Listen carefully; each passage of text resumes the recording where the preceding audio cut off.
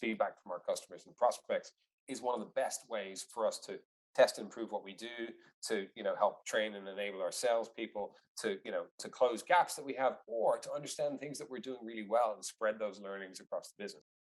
This is Outside Sales Talk, the best podcast for outside salespeople. I'm your host, Steve Benson, and we're here to chat with the world's top sales experts so that you can get their best sales tactics to level up your game. Welcome back to Outside Sales Talk. Today, I have Cian McLoughlin with us, and we're going to discuss why you're winning and losing in sales. Cian, welcome to the show. Thank you, Steve. Good to be here. So, just by way of introduction, Cian is the founder and CEO of Trinity Perspectives, a sales training and consulting company specializing in win-loss analysis and sales transformation. He's also a 20-year veteran of the B2B sales industry, including some senior roles in some of the world's largest software companies. Additionally, Cian is the author of the Amazon best-selling book, Rebirth of the Salesman. Well, let's jump right in. Cian, what do you think is the most common assumption salespeople make when they lose a sale? What goes through their heads? Yeah, that's a good question, Steve. Let me come back to the word assumption in a moment because I think that's a really important word in that question. Salespeople tend to think of three or four common factors that might have influenced them to lose. We think we might have lost on price. We think we might have lost because they were always leaning towards someone else. They were always leaning towards either their incumbent or another technology. So they'd kind of made their mind up, and we were just really there for cannon fodder, or we were there to make up the numbers. Maybe we didn't get enough executive sponsorship, or our internal champion wasn't strong enough, or something of that nature. Um, we hear other reasons, but these are ones which are the nice thing about these reasons are it's sort of beyond our control. If I'm a salesperson, I can kind of sort of say, well, all of those things to some degree or other were beyond my control. It's very rare that we talk to salespeople who say, I didn't do a very good job.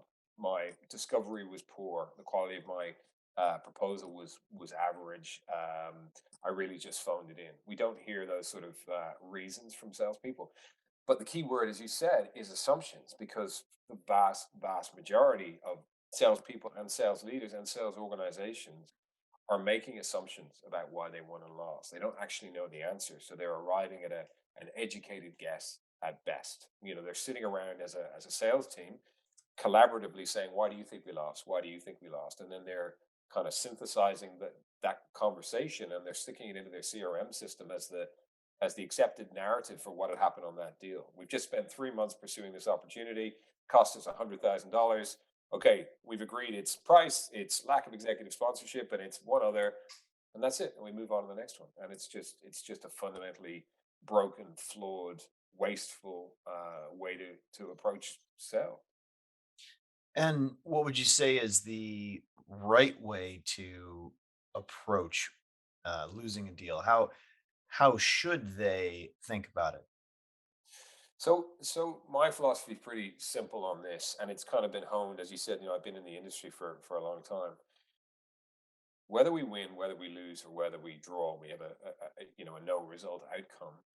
If we've done a decent job, we've earned the right to some feedback as part of that process. Our cost of sale has paid for at least some level of debrief at the end of the sales cycle. But an internal debrief really doesn't deliver much, if anything. What we need to be doing is we need to be tapping into the knowledge, the nuggets of value from the customer or the prospect we've interacted with. And we need to be saying to them, hey, we'd really like to sit down and have a conversation with you and reverse engineer the buying cycle that you went through with us, and understand what we did well, what we did poorly, where we have some room for improvement, how we compare it to our competitors or our peers, all of that sort of stuff.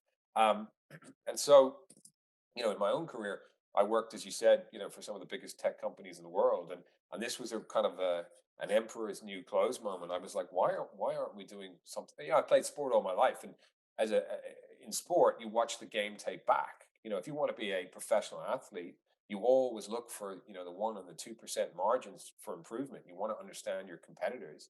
We're not doing that as a sales industry. You know, the, you get the sales in sales professional for free. The professional bit you actually need to earn.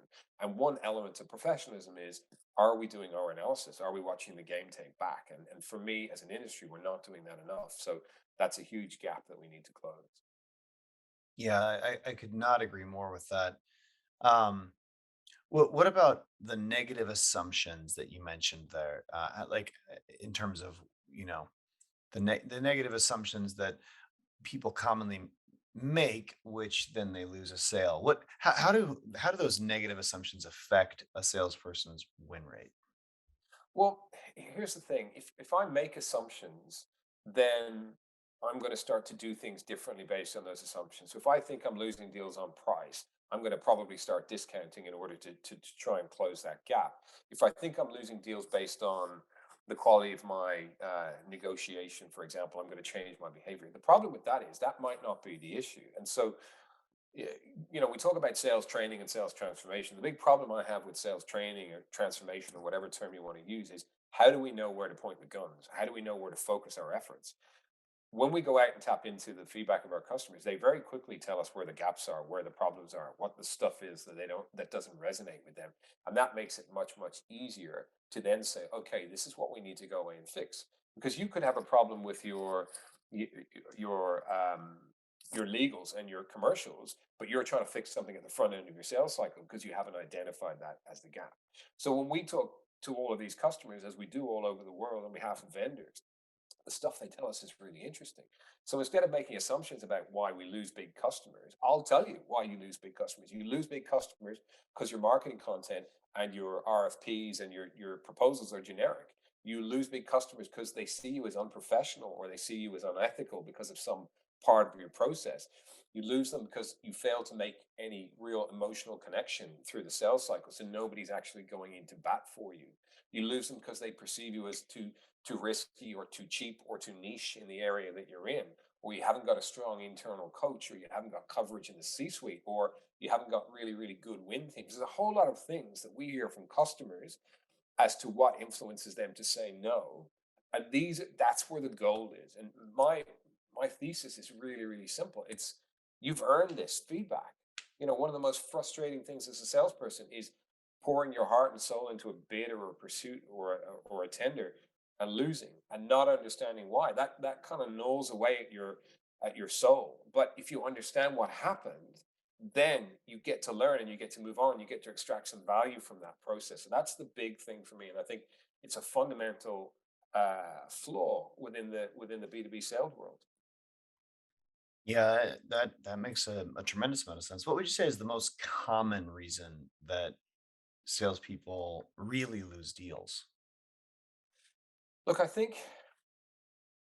it's poor discovery would probably be the single most pressing issue that we see. We're rushing the really important bit. We have this kind of show up and throw up mentality. Let me show you my product. Let me talk about my solution.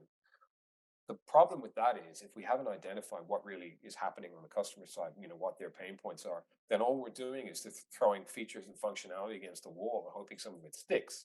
Whereas if we've done that kind of the discovery or the diagnosis piece, then it becomes really, really easy, because we're joining the dots between the stuff you've told us and the stuff that we do really well, which becomes our key points of differentiation, or becomes the value in the eye of the customer. There's a huge um, impetus to sort of move deals through the pipeline really, really quickly. And as a result, we're rushing that kind of discovery phase.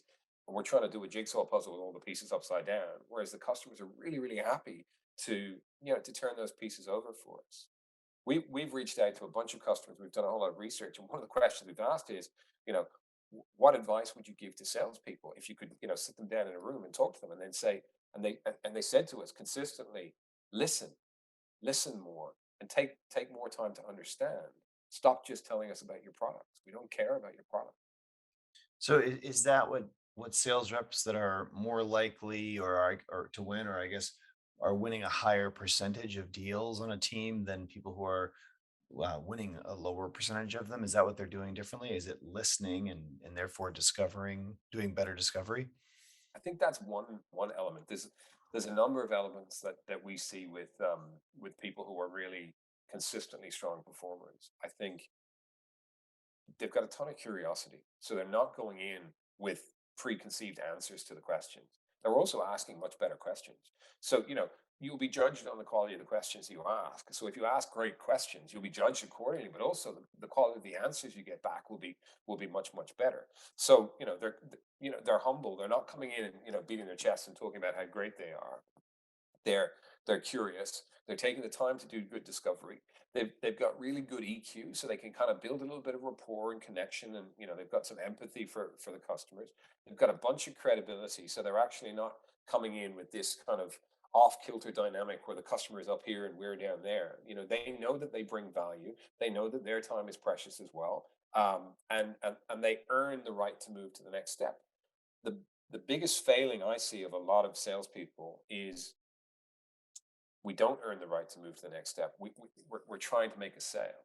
The best salespeople aren't trying to make a sale. All they're trying to do is earn the right to move to the next step of the process. And at some point, they run out of steps, and that's when the sale gets made. But if they concentrate on that process of moving forward and adding value through each interaction, that's when the magic happens.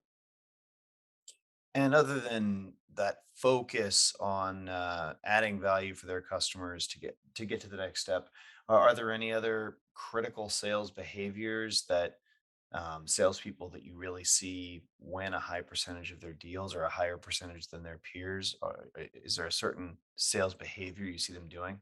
Yeah, absolutely. There's a bunch of things. They manage risk much much better than most of their competitors. And what do you What mean we by manage risk? Well, so this is a really really interesting topic, and it's an interesting topic. It would have been an interesting topic 12, 18 months ago, but now in a pandemic, post pandemic era, it's even more critical. We are hearing so much from the customers we interview at the moment that risk, uncertainty, this sort of desire not to do anything more to change their business because there's so much change and uncertainty and things beyond their control at the moment. So, what really great salespeople are doing is they're getting in and understanding, help us understand what the risk factors are for you as an organization, but also for you as an individual. And then they're getting really smart about saying, okay, how can we better understand, manage, mitigate, take ownership of some of those risk factors. So the low risk option is winning an awful lot of the time at the moment, because for customers that gives me a sense of security. It makes me feel you got a safe pair of hands. And by low risk, it could be saying, well, I'm going to put a milestone payment terms in. So until we do this, we don't get paid the next tranche. And until we do, great. From a customer perspective, that mitigates my risk. Or I'm going to do something in relation to the quality of the team that we put on the park, to give you that sense of assurance that this is going to go well. Or there's a million different things that we can do. But really, really smart salespeople take the time first to tease out and understand those risk factors for their customer. And then, as part of their proposal, their bid, their presentation process, they say, okay, that's how we're going to help you with that. That's how we're going to own that. That's how we're going to take that away. And that's huge at the moment. So, risk mitigation is probably one of the single most important things any salespeople can be doing right now. So, that's just one factor. And if a salesperson realizes that they aren't in the best mindset to be a winning salesperson, what advice would you give them to reset their mindset about their customers and their relationships with their customers? The first thing I'd say is that sales is a tough gig. It's not a sprint, it's not a marathon, it's like a never-ending ultra marathon.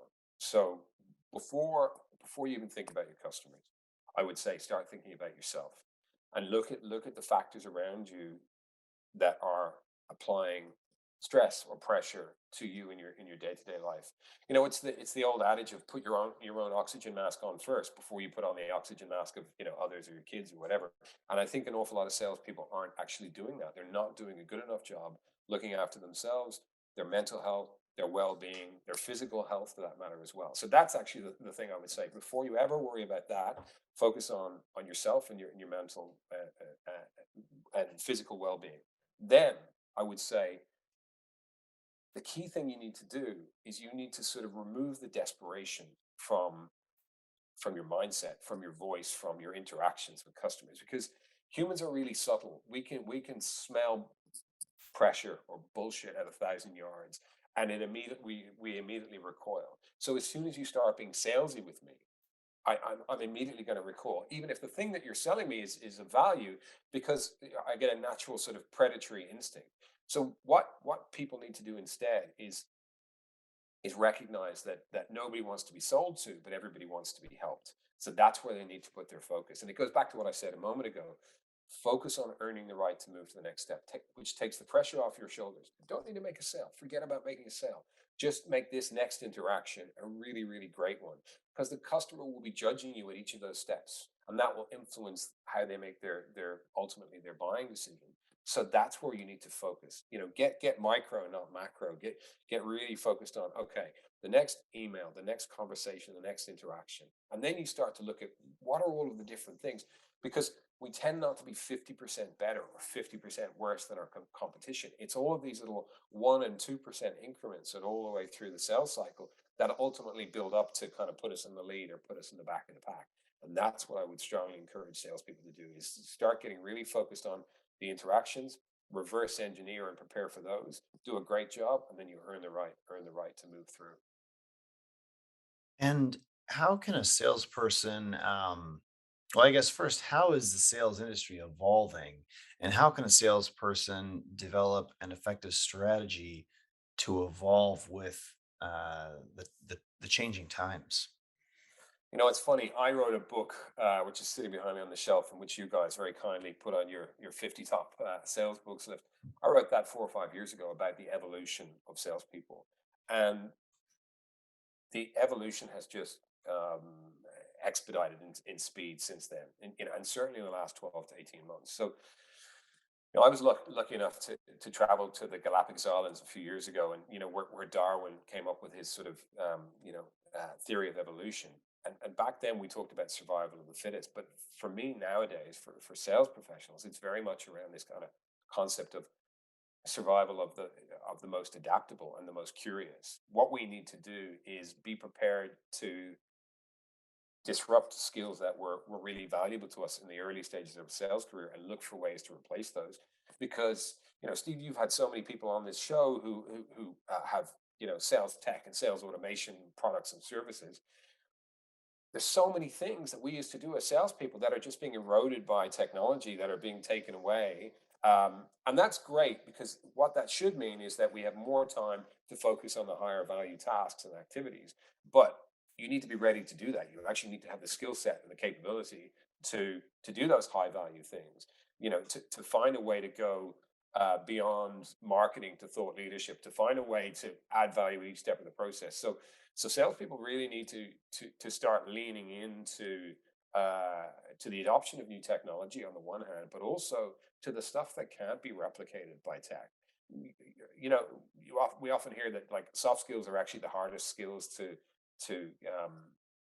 to develop and to hone. Soft skills are where an awful lot of the successful salespeople are going to be making their bread and butter over the next 3 to 5 years, in my opinion.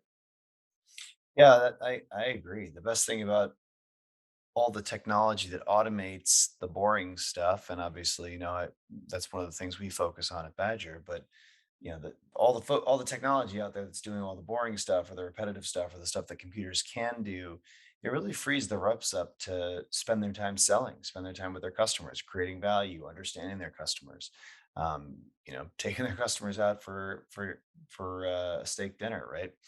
I think that's so important to and a great development of from when I was carrying a bag 20 years ago, right? I mean, I spent so Absolutely. much time doing boring things. Like, But here's the thing: if you have all this free time, it's kind of being confident that you have the ability to use that time in a smart way. Because if you were one of the salespeople who was quite happily updating the CRM system, or doing account plans, or doing all those other things, because it kept you, the busy work keeps you away from the other work, which is sometimes the scarier work, which is sitting down and working out how you're gonna hit quota, or proactively prospecting, or doing some of those other things. uh, and this is, I think, the really, really key thing. I don't think it's an age-based issue. It's not like, the older salespeople are going to struggle. It's the ones who don't have a willingness to disrupt the things that made them successful in the past. The ones who are sort of, leaning back on I closed $100 million deal. Yeah, you did. Yeah, 7 years ago. And you've been in this sort of slow debt spiral ever since, going from, smaller company to smaller patch to, to smaller accounts, because you haven't been able to reestablish what it is that can make you successful. So we've got to actually look in the mirror and be really honest with ourselves, and we've got to take much more proactive approach to developing ourselves as well. I think I made this mistake in my own career of thinking my company should develop my skills. That's the way it works. And actually now there's such an incredible opportunity, so much content, information, and insights, and just great stuff available for free. But you actually have to be proactive, and you actually have to want to develop yourself and own that part of the process. So I think that's a huge, huge thing for not just salespeople, any professionals, to kind of to be proactive in their own self development rather than expecting someone else to do that. Yeah, for free or for a small cost, or Yeah, absolutely. at the company level. I mean, even if you're, in my opinion, even if you're paying 10 grand for a sales expert to come in and teach your team something, that's still real cheap compared to the value you can get out of it with the right people coming in. Well, if you can move the needle in a meaningful way for a large group of people, that's chunk change. And I Yeah. see in the world I'm in, companies are very happy to invest in it. The big challenge is, will the recipients take action? Will it wash over you, or will it sort of stick and you go, okay, I'm going to try something new. I'm going to break an old habit, and I'm going to try something new. And that's the big challenge, and that ultimately is a personal decision for a lot of people to take. Yeah, well, if people today can just take the key feedback that or the key idea that they need to get feedback on the deals they lost. I mean, if you could just get your team to do that, the learnings there, I think, that's invaluable. If you can learn, why did I lose that last deal? Like, get an actual true answer out of your Yeah. customer, that can change the whole game. And it's It, so surprising, Steve, as well. We'll have these conversations. We'll talk to a salesperson or a sales leader and say, "Why do you think you lost this deal?" And they'll give us, chapter and verse, and then we'll talk to their customer, and and the two responses will be so far apart, you wouldn't even recognize them. And when you bring it back to the sales team and say, "This is what your customer said. Here's, we recorded them, we transcribed it, we interpreted it for you." Like, their jaws hit the floor. They're like, "How the hell did that? We had no idea. We didn't, So this is the thing, on a global scale. We've got all of this sales execution, right? We've got all of this, tens of hundreds of millions of dollars, billions of dollars of bids and proposals and pursuits and tenders and all of that sort of stuff happening. And then we have this just mountain of value in terms of this feedback from our customers or prospects. And only the tiniest percent of it is ever being kind of mined. And it's just an absolute sort of travesty that we have so much wastage going on in our industry, and we're just missing out on all this value. Yeah, I could not agree more. That's such an important thing, and I think so few sales organizations and individual sales reps at that level take the time to do that. And I think it's an easy thing to forget to do, and feedback often is, right. Whether whatever kind of employee or relationship you're in, it's hard to do. It's mentally stressful to do. It's especially if it's under bad times, right. It Um, is, but feedback's a gift as far as I'm concerned. And if we treat it that way, if we treat it as a gift, then it has this magical ability to sort of, a rising tide lifts all boats. It can help us. Whereas if we don't value it, or we don't proactively try and seek it out, customers aren't going to come knocking on your door saying, "Hey, would you like to, spend an hour with us so we can explain why you lost?" There's no upside to them in doing that. But as a professional courtesy, if you ask the question in the right way, most of them will agree to do it. There's stuff they may not share, but there's a ton of stuff they will share, and it's super valuable. yeah, absolutely. Um, what would you say?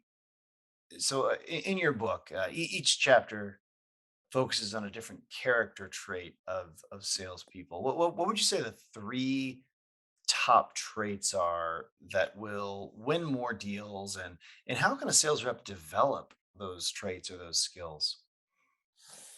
Yeah, it's a good question. I wrote my book, and I didn't necessarily think that that was anything particularly crazy or unique about breaking down sales into their kind of character traits, but I've had a ton of response to that particular issue. I think curiosity is the one that I would always lead off with. You've got to genuinely be interested in what's happening on the customer side of the fence, because if you have this, like, I've done this a million times, kind of show up and throw up, yeah, yeah, yeah, I hear you, this is what you need, you just lose so much value, and the capacity to influence that customer and to connect and build rapport and all of those other things goes out the window, because you've already answered the questions, for yourself. So you've got to maintain that level of genuine curiosity, genuine interest, not just in the customer you're working with, but in the industry vertical, in your competitive landscape, in life in general. I think that's a really, really key one, because if you're curious, the quality of your research goes up, the quality of your questions goes up, and the way that you engage with your customer goes up. And here's the key thing, Steve. And this is a big realization for me through the last 10 years of conducting win-loss reviews. People aren't buying your product or service, they're buying you first and foremost. So everyone thinks that they work for a company and that's the brand on their business card, but actually that's the wrong way around. We are the personification of the brand that we work for, and people are actually buying us, first and foremost. And so that's really, really important. I think the second thing I'd say would be probably kind of, uh, this sense of humility, which is almost going at odds with what we think of salespeople. There's this kind of, brash, kind of the loudest voice in the room, ego, arrogant, all that sort of stuff. Whereas actually, in my experience, a lot of the best salespeople are quite the opposite. Some of them are quite introverted, but tend to be quite humble.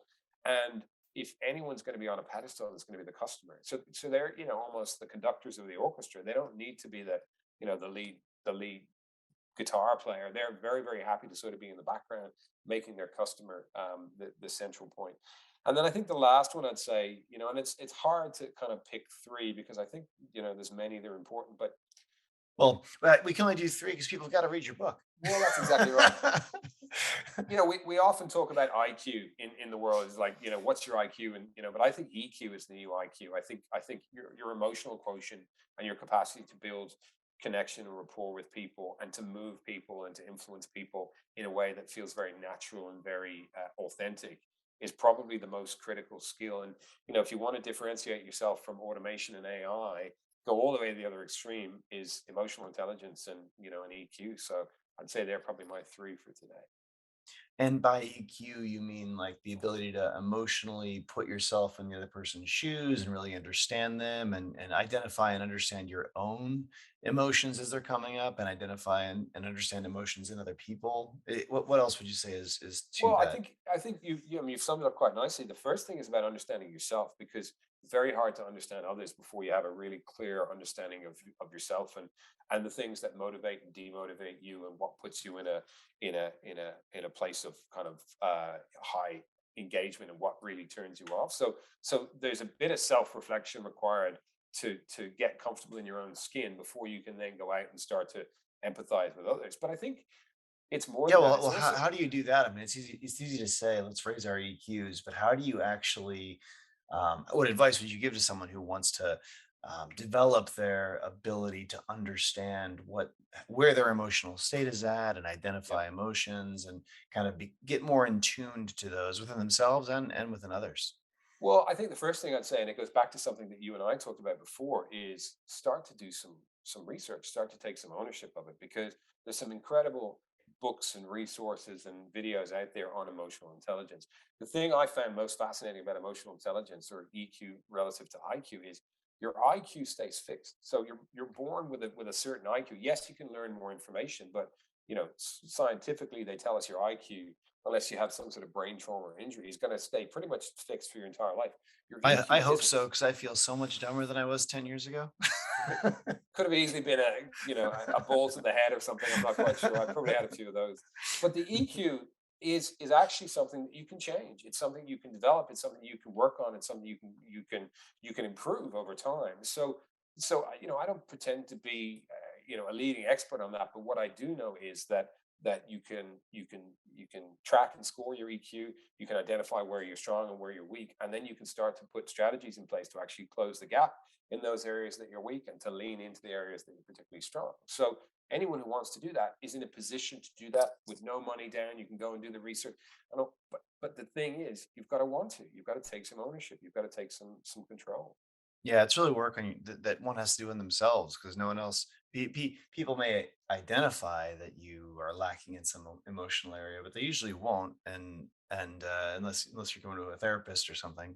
But but I think it's hard to really connect. It's hard to identify like with these things, and it's not a natural emotion. I think it's one that you have to kind of like sit down and think about. Well, in that last interaction, was I Yeah. empathizing? Was I really seeing things from the other person's perspective? Like, how could I have done it more?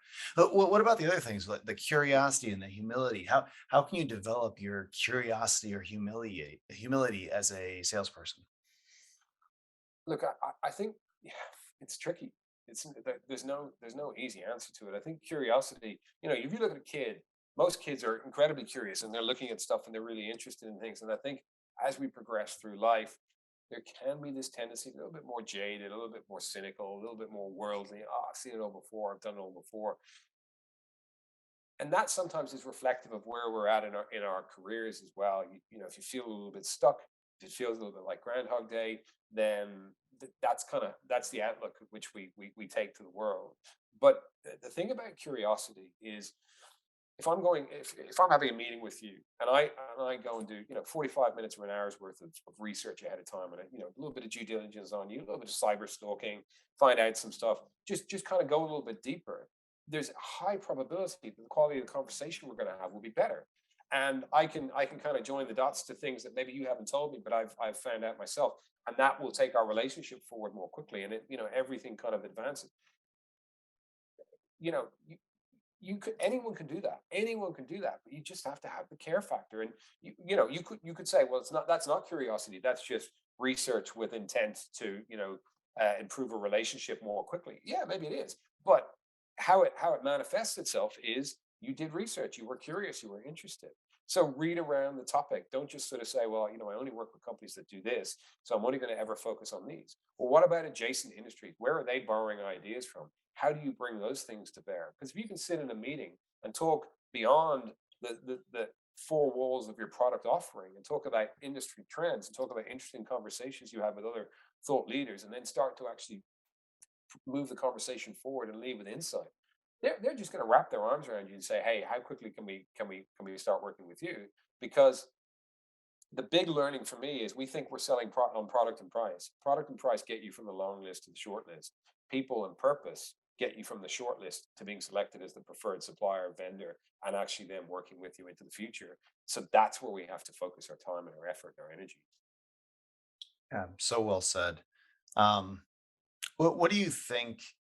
I'm super interested in the feedback side, and I feel like that's really if people could take something away, that's the nugget. But Thousand what's percent. the best way would you say to elicit, or how do you get that effective feedback about how a sales process went from customers? Like, walk me through the talk path of you approaching a customer that you got an email from them a week ago saying, hey, thanks for chatting with us these past few months about our this initiative, but we decided to go a different direction. How do you take things from there to getting the feedback and getting the understanding of what happened? That's a really, really good question, and it goes to the heart of everything that we do. Let me just roll back one second and say this: it's better to ask during the sales cycle than it is. Don't try after the horse is bolted. There's no point in closing the barn door. So what I'd say to you is, hey, Steve, look, at the end of this engagement, win, lose, or draw, we really love to get some feedback from you, because what we find is feedback from our customers and prospects is one of the best ways for us to test and improve what we do, to help train and enable our salespeople, to close gaps that we have, or to understand things that we're doing really well and spread those learnings across the business. So if it's all right with you, at the end of this kind of sales engagement, whatever you decide, we'd love to have a bit of a debrief with you. Is that something you'd be open to? And invariably, customers will say yes, particularly at that early stage of the sales cycle, because it's in their best interest to. They need you at that point. After the deal is done, they don't really need you. Whereas, during the sales cycle, they do. So what you're asking for is appropriate, it's professional, you're doing it in a courteous way, you're explaining what you're going to use the feedback for, but also what you're not going to use it for. We're not going to use it to beat up on our salespeople or to try and get back in by the back door or to call foul on your process or anything of that nature. This is what we're going to use it for. So we find that people are actually very, very receptive to that because it makes sense. It's a professional, appropriate thing to do, and it actually differentiates you from your competition early in the sales cycle by demonstrating your company that kind of is quite proactive in this area.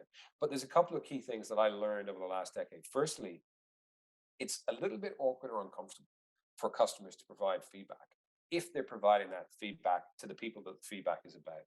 So our advice to any organization is you've got effectively got two options. You either do it yourselves or you get an independent third party to do it. And there's pros and cons to both of those. But if you choose to do it yourself, find somebody who's independent inside your organization, who has a little bit of separation, who wasn't involved in the sales cycle. Because one of the biggest fears that customers have, and this happens often, is when they do a debrief, they start like the vendor starts arguing back with them. Like, no, I don't agree with, no, I don't agree with that. They're like, well, hang on. You asked for feedback. We're giving you feedback. We're not asking for a dialogue here. This is just us giving you the feedback that you know, and because it's incredibly difficult to separate ourselves from the feedback. Well, Kean, look, I think you were quite pushy and you didn't listen very well. Well, I don't agree with that. So what we need to do is if feedback is a gift and if we really want it and we really see value in it, then we need to create an environment that makes it as easy as possible for customers to give that feedback in a way that feels comfortable, natural to them without feeling awkward or uncomfortable. And so when I embarked on this journey more than a decade ago, I was still working inside a very large global tech company, and I started to do these reviews with customers and reach out to them to do these debriefs. And then I got stuck in a weird position where I was getting all this feedback, which related to me and my boss and my peers, which wasn't necessarily great feedback. And I didn't know what to do with it because I was like, well, I can't really sit my boss down and say, you pushed them too hard because of your end report of pressure. And as a result, we lost that 600K deal. Or equally go to my pre-sales guy and say, you know what, you're spread too thin. And as a result, that demo was crap and our tender response was really poor. I didn't feel comfortable, didn't sit right with me, but also what's not really my role or my job to do that. So you need to have that independence, both for the sake of the customer, but also because if you shine a light on something, if you say, we really want to know this stuff, then when you find it out, you actually have to go away and do something with it. You can't sort of sweep it back under the rug again. So so there has to be a sort of an appetite inside a sales organization to say, we're open to some hard truths. We'll take our medicine here if the customers share it with us, and then we'll do something about it because otherwise you're better off not shining the light in the first place because you can't unsee some of this feedback. So yeah, that'd be my advice would be do it, but don't necessarily feel that you have to do it yourself. You can certainly get someone else inside your organization to do it, but then just approach it in the right way. Look at your sales cycle, break it down into its component parts, and just ask them questions like, what would we like to engage with at the front end? What was our marketing content like? Was it good? What about our follow up? Did we gate our content, or do we make it easy to access? How do we compare to the other companies you looked at in terms of the quality, the breadth, the I don't know. And then you just work through the sales cycle. And you just break it down, and they will just blow the back of your head off with stuff that you just never knew. And it's amazing. And it's yeah, yeah, Those are both incredible pieces of information that I don't think I've come across in my entire career. I mean, both to set up upfront that you're gonna ask for feedback in the future, early in the sales cycle, I think is a really powerful tool.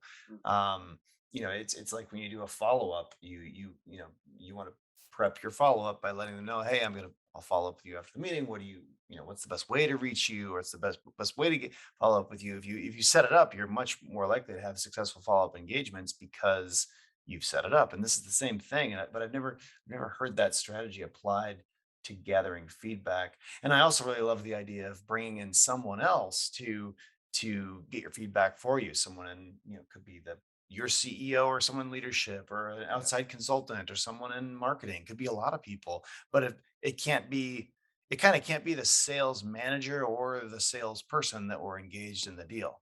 No, ideally not, because you're too close to it. It just puts them in an awkward position. Steve, can I share something which I haven't shared before Yeah. for your group today? So the big challenge that I've had in my business is we run a small business, and lots of people are saying we'd love to do win loss reviews. It makes sense, we'd love to get that feedback. So we've been doing interviews all over the world with lots of different people, but that doesn't scale particularly well. And so for like 12 months, no more, probably about 3 or 4 years, I've had this kind of, oh, how would we do this at scale? How would we do this at scale? And then during the pandemic, we sort of said, well, maybe we can kind of have a crack at this. So we're, I don't know, 3 or 4 weeks away from finalizing the development of something that hopefully is going to do it at scale, which will integrate into your CRM system, and you push a button and it says, right, we're going to do a kind of a condensed version of the really in-depth win-loss review on any any deal that you're working on, and that's the thing that's most exciting for us is to say, how can we give people the opportunity to actually do a win or a loss or a post-sales review on every deal, win, lose, or draw, very, very cost effectively, but in a way that you can then start to see the trends across the data. So that's the thing that's super exciting. Trinity Digital, which is the not very original name that we've come up with, is the thing that we're going to launch, and I'm just hoping it'll help to sort of address this gap for more businesses. So there you go, the big Very announcement. cool. Yeah, I mean, kind of Mm. like a B2B Yelp, an opportunity for your customers to give feedback on your sales cycle almost. I think that's very cool, and I think that could be very valuable for people. I like it a lot. Well, the next piece is sales in 60 seconds. So quick questions and quick answers. Okay. From your experience and what you found, what do you think is the number one driver of customer decisions? I think it's the quality of the people they're going to be interacting with on the vendor side. At least in the world I come from, which tends to be a little bit more enterprise. Um, you know, Feature function product market fit gets you, as I said, to the short list. But then it's who are we buying from, and what are they going to be like to work with is the key driver. And what's your best tip for a salesperson who maybe isn't having the best quarter or the best year? Focus on your customer's customer. So we have a tendency to sell to the person across the table from us, but invariably that person is trying to deliver an outcome either internally to stakeholders or externally to customers or partners. Find out who they're trying to deliver an outcome for. Understand exactly what that looks. What are the time frames? What are the milestones? What are the metrics associated with that? And then get around their side of the table and say, how are we jointly going to deliver on an outcome for your customer? Change the whole conversation, change the whole dynamics, because no longer are you trying to sell them something and then they go away and deliver an outcome. You're jointly trying to solve their problem. Yeah. Well, and you mentioned how people can sense desperation if a salesperson is desperate or too thirsty for the sale or too Yeah. thirsty for winning. How can a salesperson avoid sounding desperate or needy in a sales situation? I think the key thing is you have to stop focusing on the outcome. You've literally just got to dismiss it and walk in there and say, I honestly don't care if I make a sale or not. That's the furthest thing from my mind. I just need this to be a really, really good interaction. So all my energy, all my focus, all my preparation will be focused on this.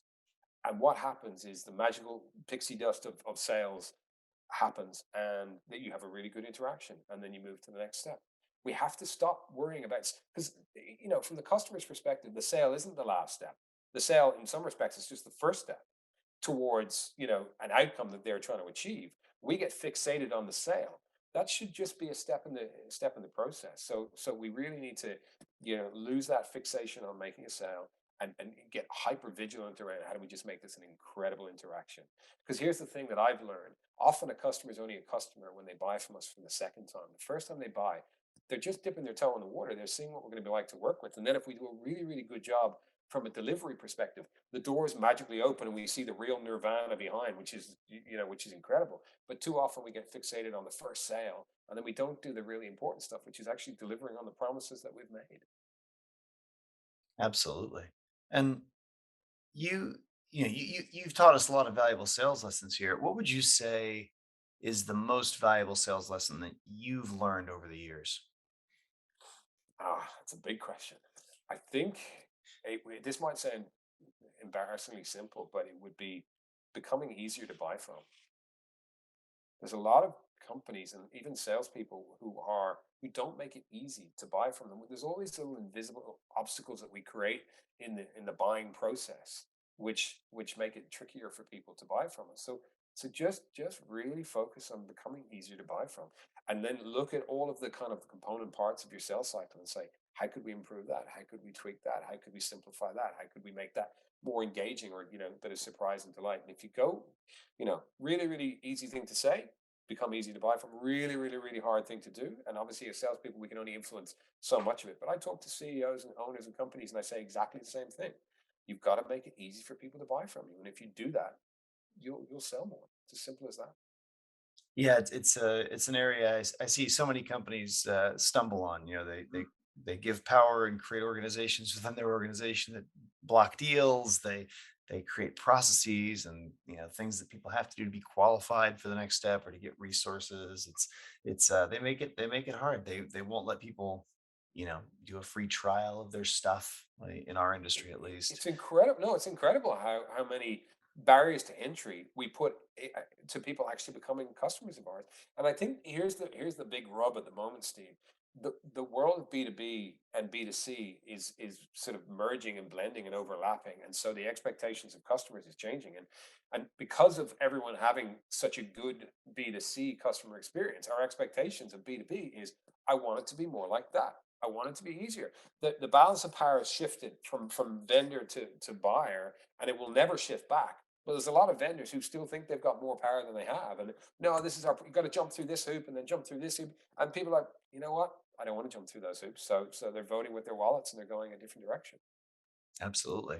And Yeah, that's a big change that I've seen over my career for sure. I mean, when I definitely. started when I started in software, you could not have done a trial of a product. And today, I mean, if you won't set someone up on a in a trial, it's almost table stakes. I mean, It you just have really you is. have Like we you were have to do walking, it. talking brochures back in the day because Yeah. they couldn't get that information elsewhere. So we had power. Now they have way more information than we have almost always. So therefore, none of that is valuable. We've got to find other ways to add value. Yeah. Yeah. Um, as an actionable takeaway, what would you say the first step would be for the field salespeople listening today, who want to better understand why they're winning or losing deals? I would go and have a chat to my sales director or, someone in a position of authority inside the business and say, hey, why aren't we doing this? Why don't we get feedback in a consistent, repeatable way from the deals we're working on? And why why couldn't we, or why shouldn't we? And actually take some action to try and address this, because it's such a it's such a big gap on the one hand, but such a silver bullet on the other if you can unlock it. And you've earned it. You've done the work. You've actually earned this feedback. All that you're missing is the capture mechanism. That's the only thing you're missing. So, work out a plan to capture this feedback. And, yes, there's companies like us and others around the world, but equally you could do it yourselves internally as well. But just focus on it, because it will blow you away with just how much value is there and how much you're leaving on the table at the end of every single engagement. Yeah, so much knowledge that you can then improve upon, right? And Yeah, we spot on. believe in 360 reviews within the company, right? Like where everybody is able to review people, and I think that's kind of become really common in the last Yeah. decade or so. But ever since Google started doing it, when I was there, but they uh, I feel like this is a 360 review no one thinks about that as including their customers, but it Which should. which is crazy because, as far as I'm concerned, it's just navel gazing. If we haven't got our customer involved, what's the point? Because the feedback we're getting is just kind of self-fulfilling. It's not actually telling us anything new. As soon as we bring our customer, and that's the thing, anytime we do workshops or anything of that nature, and I say, hey, can we bring some of your customers in? People are like, oh, okay, maybe, yeah. And then the customers come in, and it's super valuable, and all the salespeople are like falling off the front edge of their seats because they're so engaged. And they're like, why don't we do this more often? We should do any opportunity to get our customers inside the tent through whatever mechanism, we should be doing it, because that's the voices we need to be listening to more. I'm going to try to summarize everything that we've talked about today here. First of all, a lot of salespeople make assumptions about why they lost a deal. Salespeople might assume that they lost on price, that they lost on competition, that they're not getting enough internal sponsorship, et cetera. But to understand why you lost, it's important to ask your prospects for feedback. Ask where you did well and where there's room to do better or to grow. Not understanding why you lost a deal can affect your win rate. And getting specific feedback will help salespeople know exactly where the gaps are in their process or their product or their company, even, or in themselves, all these different things. Poor discovery is a big problem for a lot of salespeople, maybe the biggest problem. You've got to listen and you've got to take the time to understand the customer before rushing to talk about your product. Become a great salesperson by working to understand the risk and uncertainty in your prospects' organizations, and then see how you can mitigate these issues. Understand your customer's customer, I think, is what Kian said. Salespeople need to be very adaptable in these changing times. As tech automates certain sales tasks, it allows you to focus on the higher value tasks. And so it's so important to develop your soft skills that you can do those higher value tasks better. Curiosity, humility, and emotional intelligence. So, EQ or instead of IQ are are very important. They're maybe the most important skills for that salespeople can have today. So, ask for feedback during the sales cycle in a professional way, um, and an appropriate way. The way you can do this is you can say something like, "At the end of this engagement, it would be great to get some feedback from you because it's really important to our process, et cetera, et cetera." Finally, create an environment that's comfortable for your prospects or your customers to give feedback to you. One way you can do this is you can find an independent person or a consulting firm or an independent party to gather that feedback for you. So tell me, where can our listeners read more about your work? Where can they reach out to you? I feel like we've covered so much super valuable stuff here. So certainly on LinkedIn, you can kind of come and find me and connect with me. I write there pretty frequently, and I just try and drop nuggets that I think will be useful. Head to the Trinity Perspectives website. In the next couple of weeks, we'll be popping up a landing page for Trinity Digital, so people can start registering their interest if they want to have a look at it as the beta comes out. You can grab a copy of the book, head to Amazon, or just reach out to me directly. Like you, Steve, I think I I love helping salespeople with their craft because it's a tough gig, but it's also an incredibly rewarding profession. And I really want to help people put the profession in sales profession or professional in sales professional. Earn that badge and be able to kind of stand tall and say, yeah, I work in sales and I do an unbelievable job and I help my customers and I help the rest of the company stay afloat and be proud of that. We don't have to sort of hang our heads in shame because we're sales professionals. I think it's a great career, and anything I can do to help, I'm always happy to. Well, I appreciate that, and this has been a fantastic episode of the Outside Sales Talk. Um, if you work in field sales, you'll love Badger Maps, the number one route planner that helps you sell 20% more and drive 20% less. You can get a free trial at badgermapping.com today. If anyone can think of any other sales reps that would benefit from the stuff that Kian has told us today, definitely share the love and forward this episode on to them. Kian, thanks so much for being here today. I really appreciate it. Pleasure, Steve. Thanks for having me. Thank you, and take care. Take care until next time, everybody.